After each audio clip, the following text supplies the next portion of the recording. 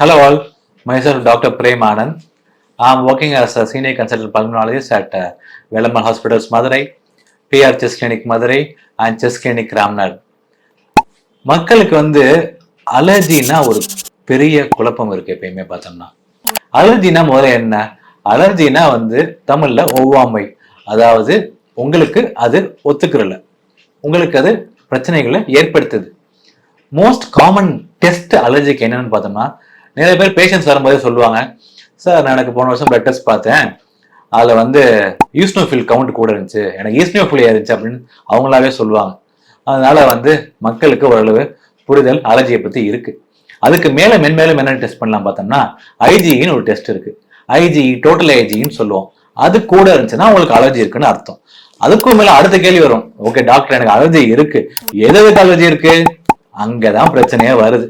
ஏன்னா எல்லாத்துக்குமே காமனா எல்லா பொருட்களுமே அலர்ஜி இருக்காது. இப்ப எக்ஸாம்பிள் ஒரு மனுஷன் எடுத்துக்கிறோம், அவருக்கு பார்த்தோம்னா ஒரு ஃப்ரூட் அலர்ஜி, ஒரு ஆப்பிளுக்கு அலர்ஜி இருக்கலாம். பிக்கு பார்த்தோம்னா ஆப்பிள் அலர்ஜி இருக்கணும் அவசியம் இல்லை, அவருக்கு வேற ஃப்ரூட் ஒரு ஆரஞ்சுக்கு இருக்கலாம். அதனால தயவு செஞ்சு அலர்ஜின்னு என்ன பண்றதுன்னா, ஒரு அலர்ஜி உள்ள பேஷண்ட் இன்னொருத்தவங்க பேச வேண்டியது, பேசிட்டு சொல்ல வேண்டியது, ஆப்பிள அவாய்ட் பண்ணிக்கிறங்க, இல்ல மில்க அவாய்ட் பண்ணிக்கிறங்க.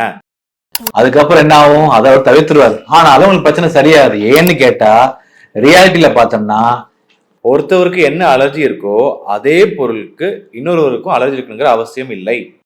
சோ அவங்களுக்கு என்னென்ன அலர்ஜிக்குன்னு பார்த்து ஈதர் பிளட் டெஸ்ட்லயோ ஸ்கின் டெஸ்ட்லயோ கண்டுபிடிக்கலாம்.